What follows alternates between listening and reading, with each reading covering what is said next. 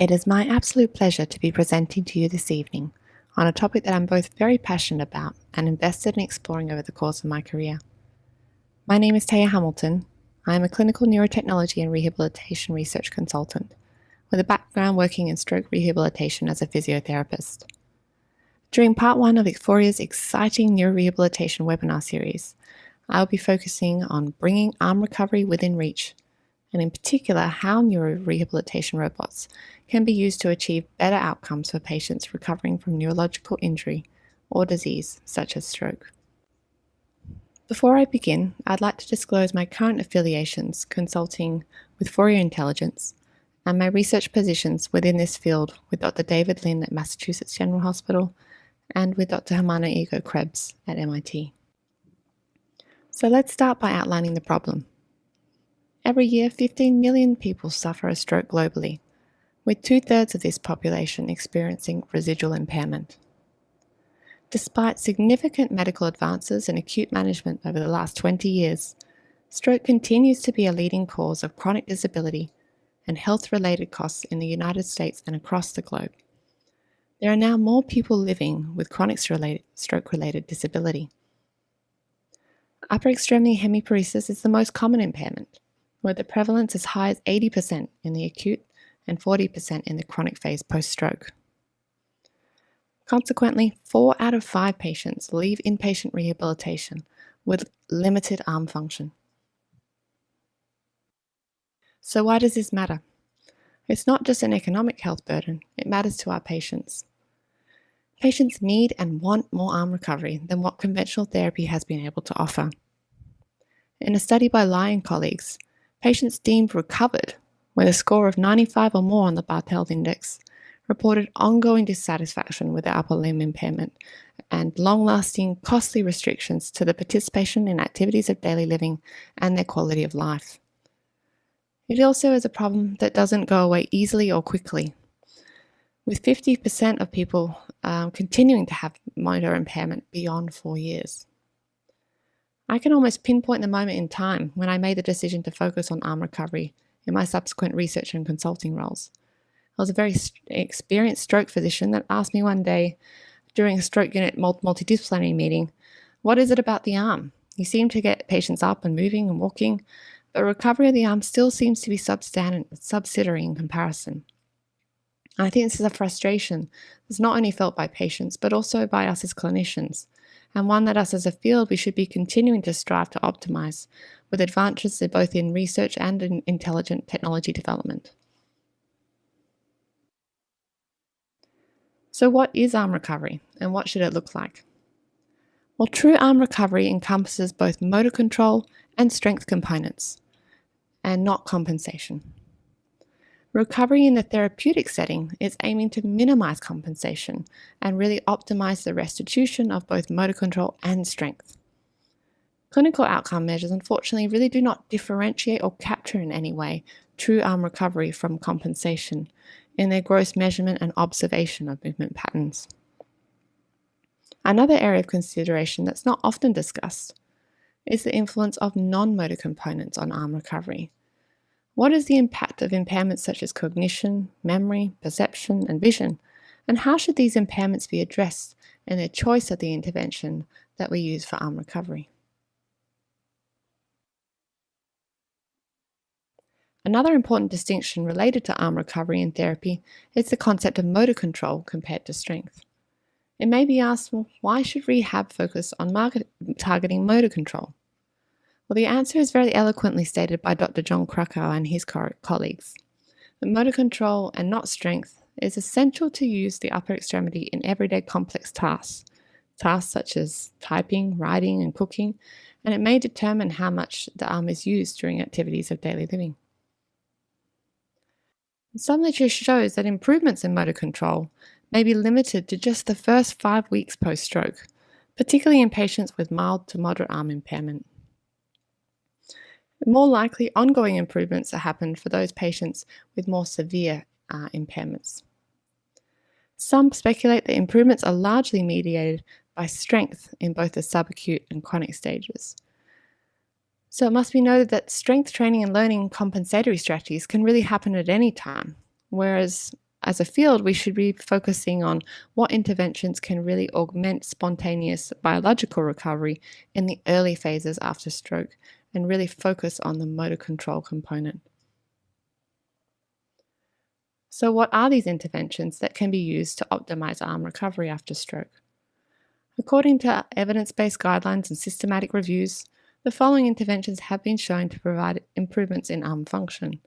But of course, the evidence for a lot of these interventions is still lacking or requires further validation.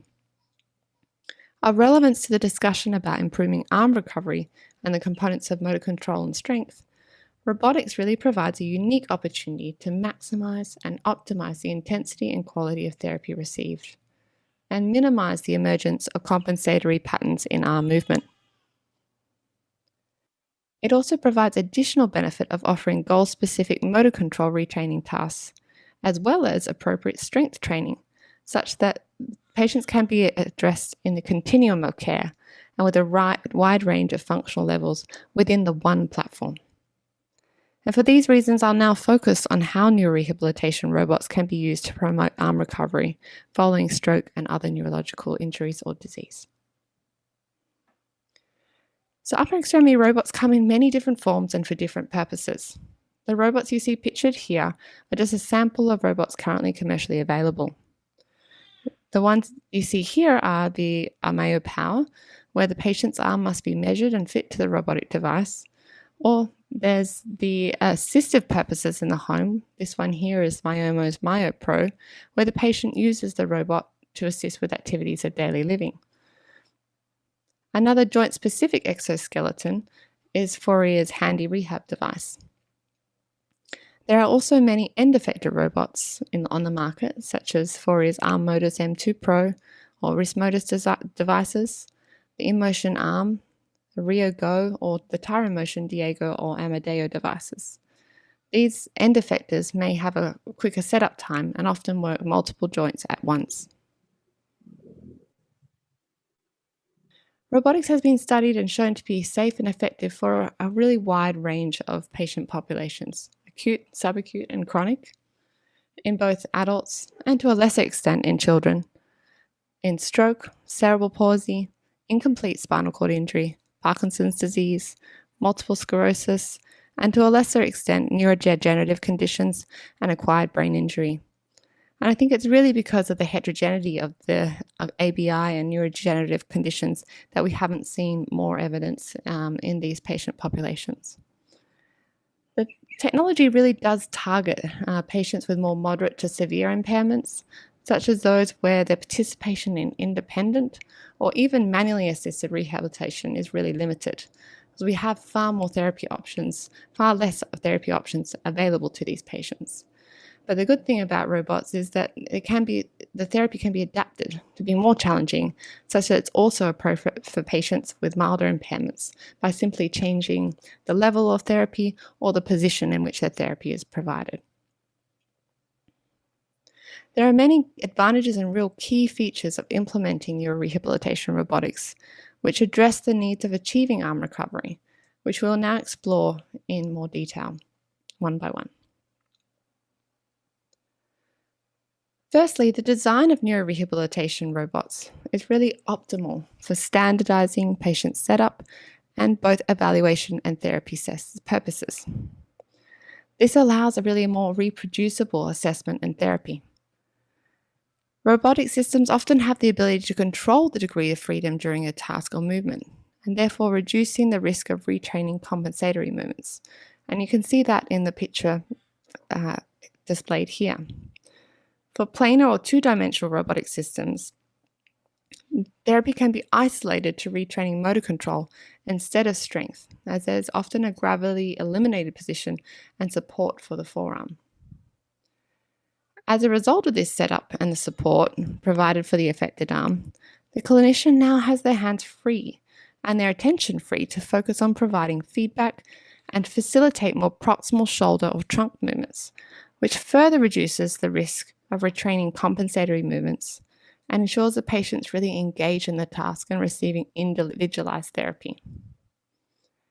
The interface and nature of robotic therapy also allows a challenge of the task to be appropriately graded for the individual based on their objective assessment of the patient's performance. And that's why we can really consider robotics as a platform for the continuum of care. It addresses the needs both of those patients in the early stages, focusing on motor control, and then has the ability really to be graded for strength requirements in the later stages of recovery in subacute or chronic. Determining the outcomes of therapy interventions and patient progress in rehabilitation is often limited by subjectivity and insensitivity of clinical outcome measures. Robot-derived kinematics can provide a standardized and objective measure of a patient's motor control and movement quality, and it does correlate with well-known clinical measures, as many studies have shown to date. And these can include the Fugl-Meyer motor power scales or basically manual muscle testing scales, among others. The metrics provided in a robotic evaluation report often include measures of peak and mean velocity, deviation or movement aim, accuracy, smoothness, range of motion, mean and peak force or patient effort, many of which that you can see in this example report from Fourier's Arm-Modus M2 Pro. The sensitivity of these metrics, as you can imagine, has the potential to not only enhance our understanding of stroke recovery, but also our patients' motivation and engagement in their results and progress in therapy. Patients get tired and frustrated with hearing the same feedback verbally from their therapists, such as, "Good job, great work, that looks much better." They don't really feel a sense of ownership of their therapy, whereas patients can feel empowered by seeing their numbers change over time in these reports and begin to own their therapy and own their progress and lead to greater motivation to continue working hard towards recovery. Advances in robotic technology such as Fourier's Rehab Hub concept now allow connectivity and networking capability to be able to provide group therapy with multiple devices. And you can see an example of that pictured here in the Rehab Hub concept. Robotic group therapy has the potential to provide more therapy using less staff in order to enhance the efficiency of therapy in clinical environments. And although more research is definitely required to validate this model, studies to date have shown that even when treating patients with severe impairments post-stroke, a ratio of 1 clinician to 3 patients is both safe and feasible. I think this is a really exciting area for us to continue to research and explore.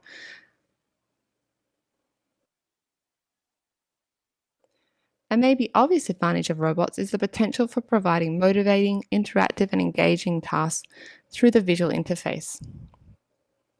Evidence shows that brain plasticity and the potential for greater recovery is enhanced when training is challenging and varied, accompanied by feedback, motivating and goal-orientated, and interesting. You can see all of these elements are incorporated into one of our patient's favorite activities on the Arm-Modus M2 called Whack-A-Mole. You can see that there's the ability to challenge the patient more with the range of motion and the resistance provided, as well as real-time feedback of the patient's performance. You can see that the task can be both motivating and goal-orientated, and definitely they report that it's interesting. Other studies have also shown that rehabilitation outcomes and impairment reduction is related to the degree of the patient's engagement. Therefore, it's a really key factor to consider when we're planning and executing the therapy for our patients in this field.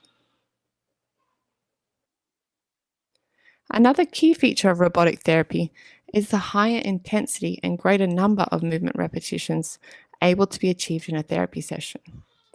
It's really unclear in the literature the exact dosage of therapy required to induce meaningful changes, but we know we need a lot. Animal studies indicate that between 600 repetitions for adults and 400 repetitions for children are required to induce neuroplasticity. Observational studies of conventional therapy indicate that we are far from achieving adequate intensity in the clinical environment to induce changes following these kind of changes following neurological injury or disease. Some report just a mean of 32 repetitions per session of arm therapy, or 16 minutes of occupational or physical therapy per day. You can see that we're falling far from what the research is showing that is needed. Robotic therapy programs are often designed to achieve hundreds, if not thousands, of repetitions per session that may be tailored to the individual. And as a result, robotics can be considered a comprehensive tool for clinicians to provide evidence-based practice. A key feature for the effectiveness of therapy is also the longevity of the desired outcome. Robotics has been shown to produce lasting improvements in motor control, up to 3 years after ceasing therapy, even in the chronic stroke population. In addition, improvements in shoulder pain have also been shown to be sustained 4 months after therapy, just showing us that robotics is not only for pure motor and can be considered effective or applicable to other conditions such as shoulder pain, which is really a key influencer in arm recovery following stroke. Another opportunity that robotics offers is the option of providing comprehensive multidisciplinary rehabilitation. Arm recovery really is influenced by other non-motor components of neurological disease or injury. And it makes sense that robotics for rehabilitation should also include therapy modes focusing on cognition, attention, memory, problem solving, neglect, speech. And this is an area that hasn't typically been seen in the robots currently available, and I think will be an emerging area that we're currently seeing in both research and in the commercial robots that are now in the clinical setting. I thought I'd share with you now an example of a comprehensive neurorehabilitation robot that incorporates all of the key features that we've discussed so far of the advantages of robotics in stroke rehabilitation. Modus M2 Pro is the new generation upper extremity rehabilitation robot from Furrier Intelligence. Featuring a user-friendly interface, it can be operated within 1 minute, making it easier to use.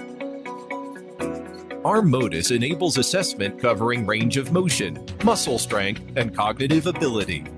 Based on assessment results, it recommends training parameters and completes training related to motor control, cognition, ADL, etc. Since Modus offers scores of movement trails, therapists can customize training programs accordingly. Through intelligent assistance adjustments, Modus guides users to establish correct movement patterns in the early stage. Late-stage rehabilitation needs can also be met by changing the resistance. With a new generation MMU, Modus simulates different levels of resistive force, inertia, elastic force, and obstacles, creating an interactive training environment. Built-in sensors measure every movement with accuracy. Each training session ends with a report that provides a statistical reference for therapy. Modus optimizes neurorehabilitation outcomes via a more efficient training method. It also replaces tedious manual training with fun and highly interactive exercises.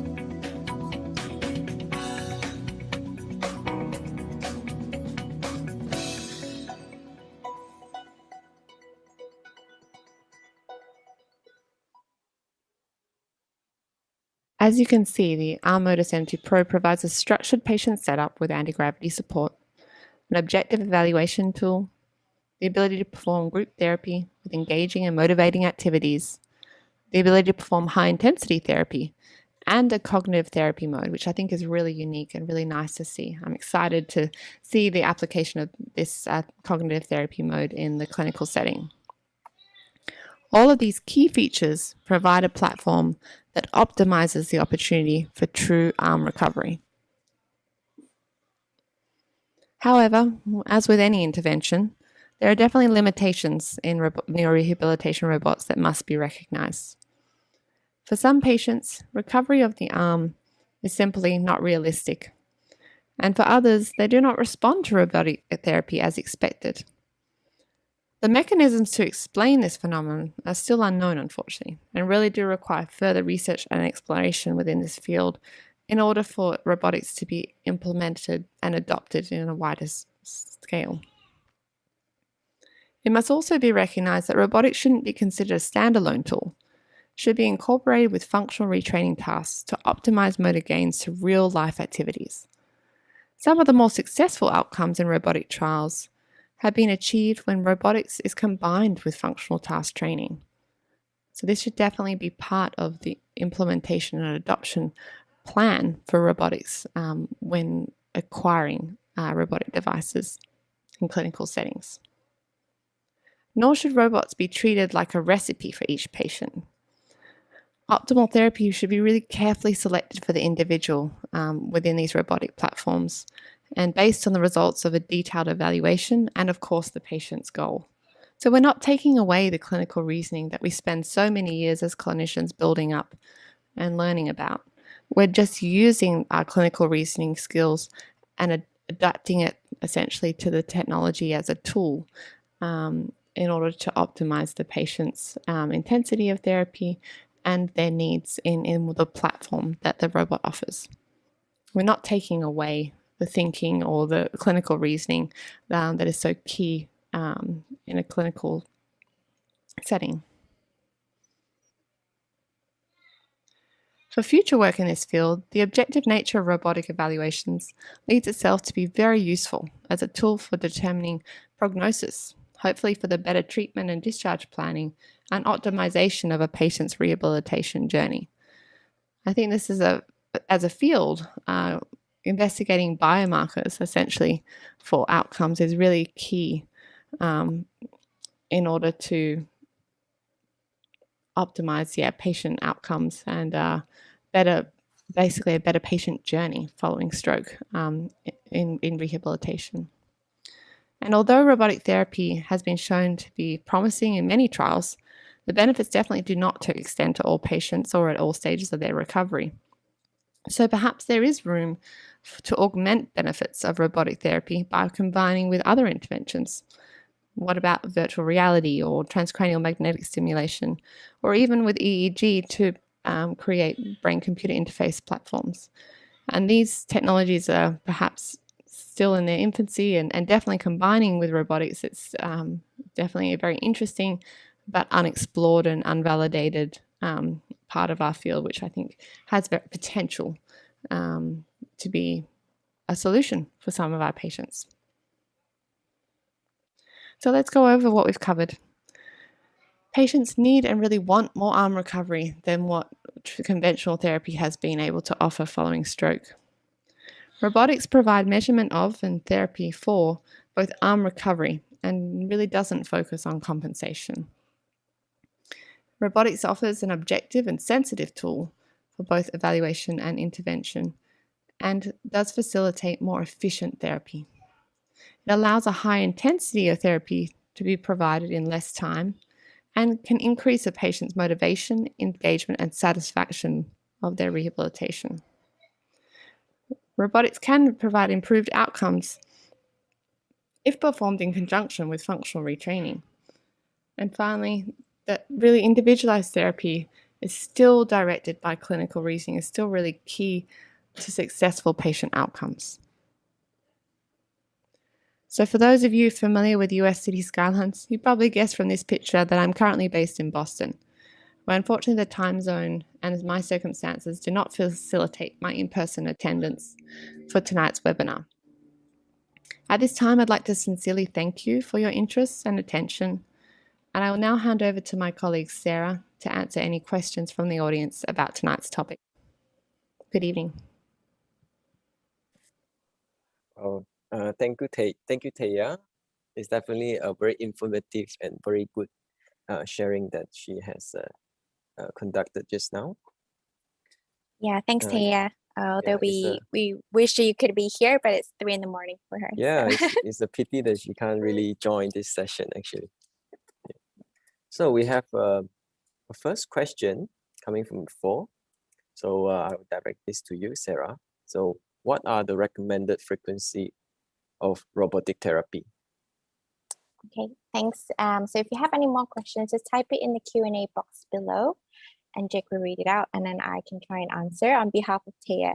So I think I get this question a lot, and currently there are no optimal clinical indication. So there's no like set dosage or frequency for robotic therapy.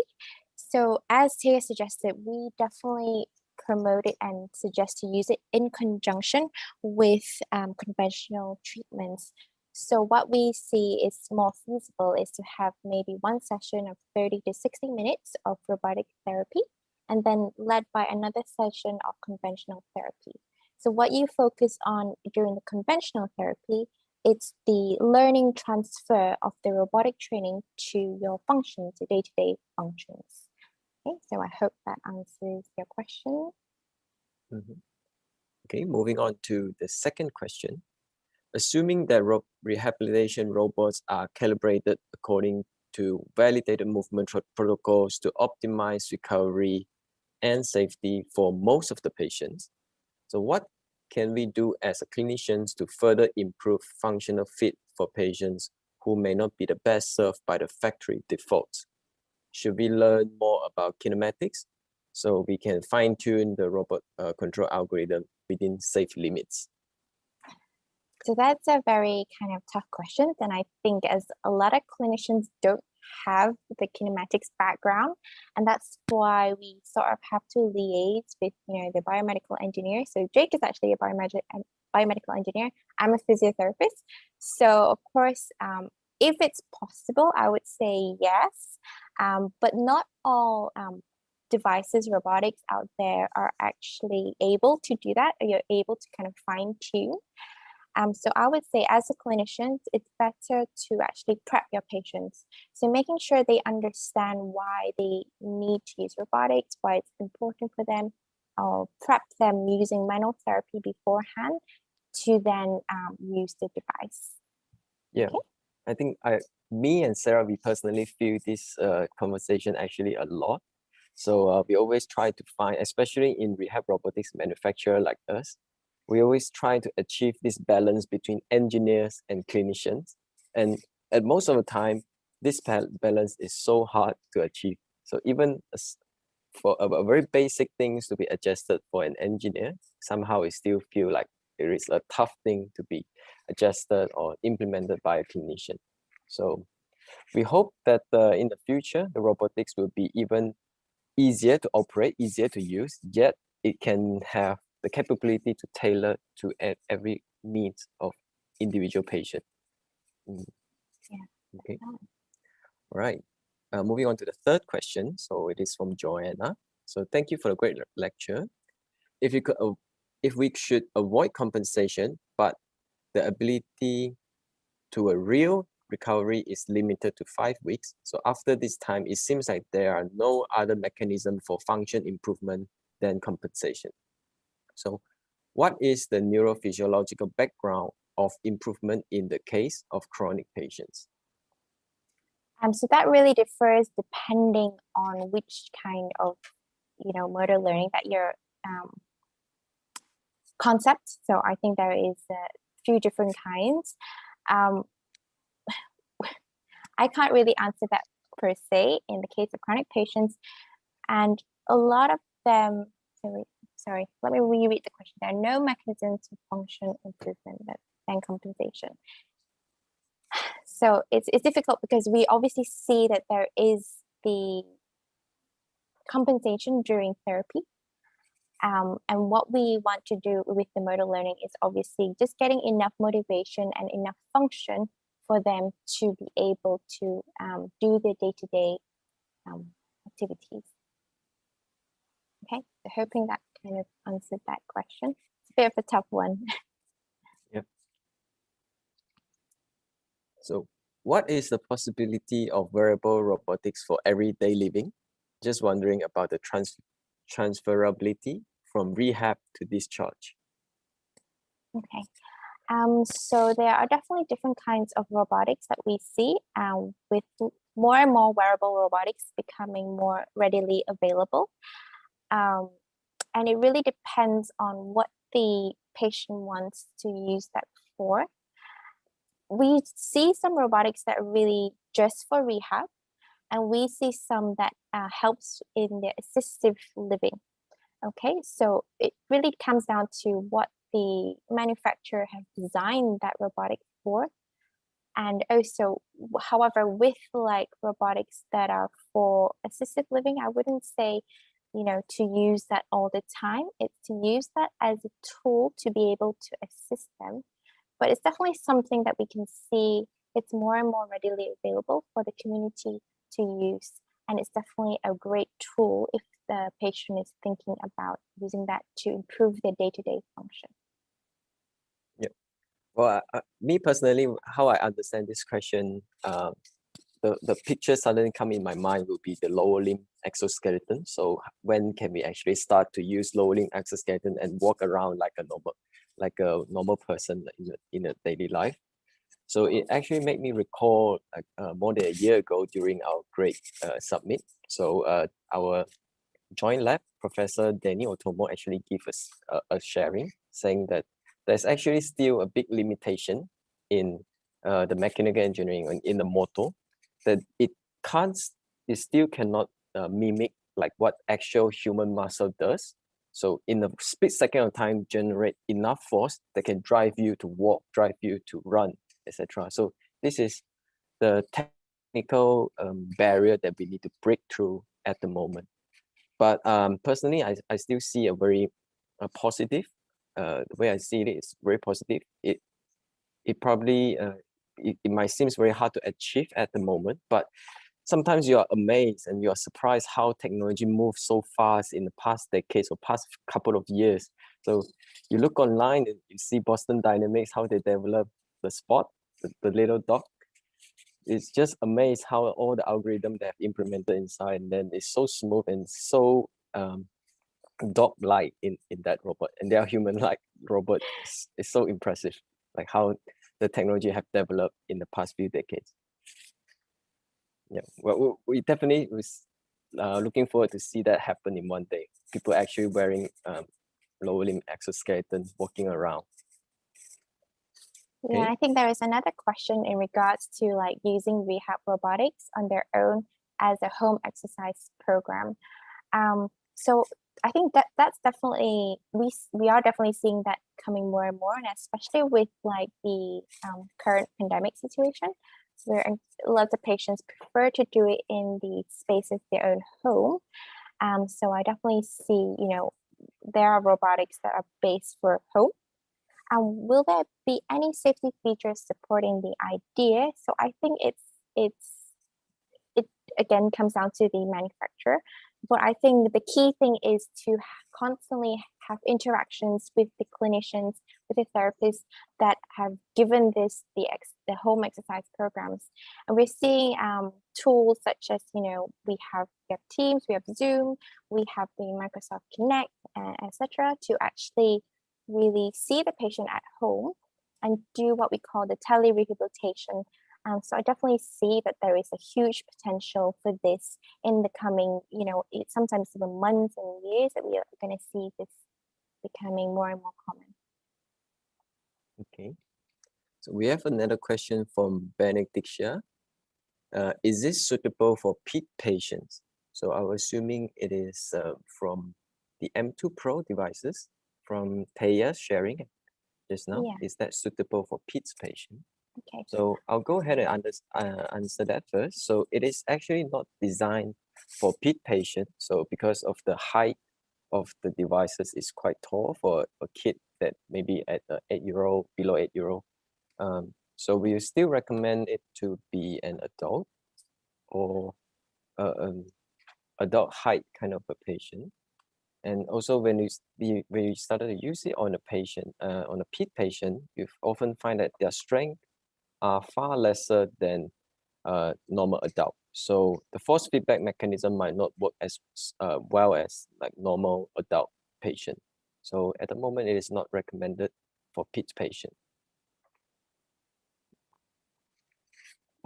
And I think I'll answer the one from Andrew, Jake. Yeah. Yep. So hi, Andrew. So Andrew is our really good partner in Australia. So he's just reminded me, I wonder if the audience is aware that there is a method already in usage developed at Auckland University and other international collaborators to determine if a stroke patient has the ability to benefit from neurorehabilitation or not. So which is the PrEP 2. So I am going to show that. And then,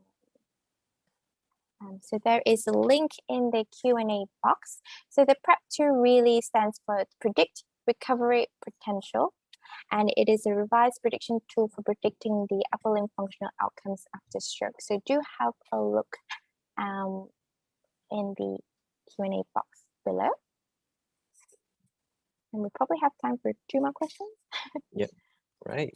Related to the signal speed shortcoming in current gen lower limb robotics, is BCI research like what Taya is involved in the key to improving compensatory performance for robotic prosthesis? Or what else could be the silver bullet for greatly improving wearable robotics?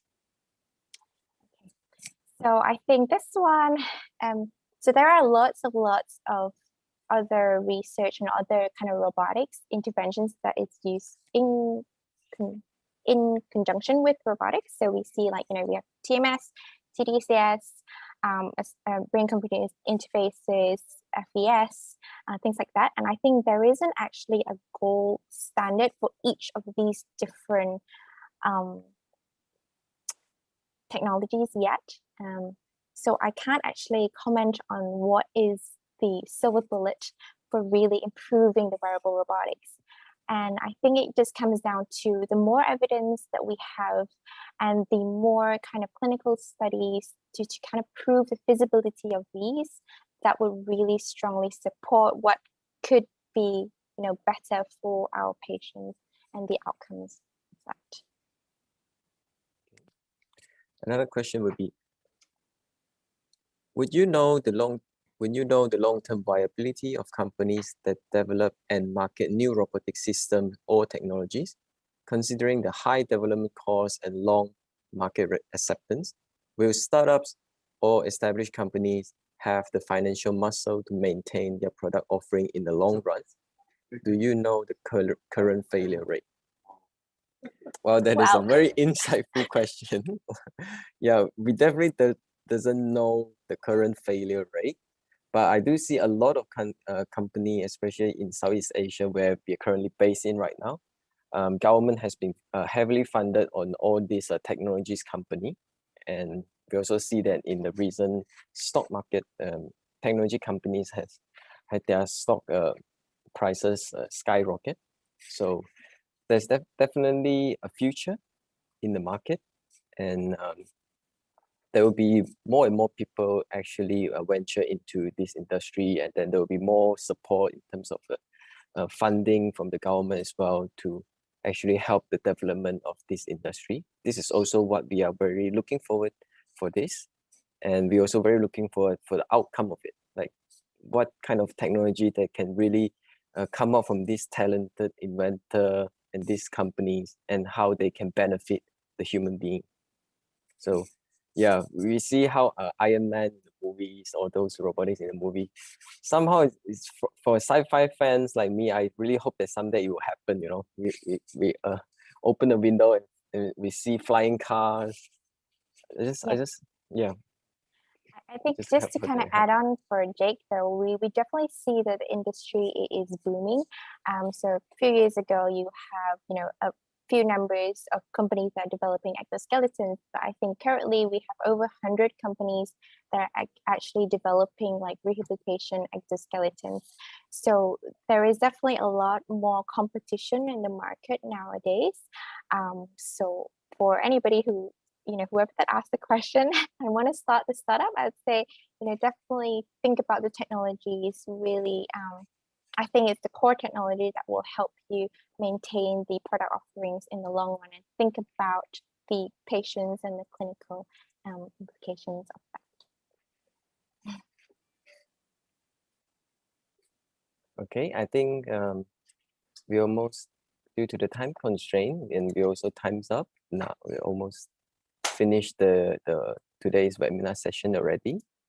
So thank you guys for joining. Thank you for your time. So if there's any further question for the session today, feel free to send us email to contact us through clinical@fftai.com. So clinical@fftai.com. Okay, so we will try to answer that. And thank you for your time today. We hope you enjoyed it, and see you in 2 weeks' time, same time. Yeah. Thank you all. Thank Bye. you. Bye-bye.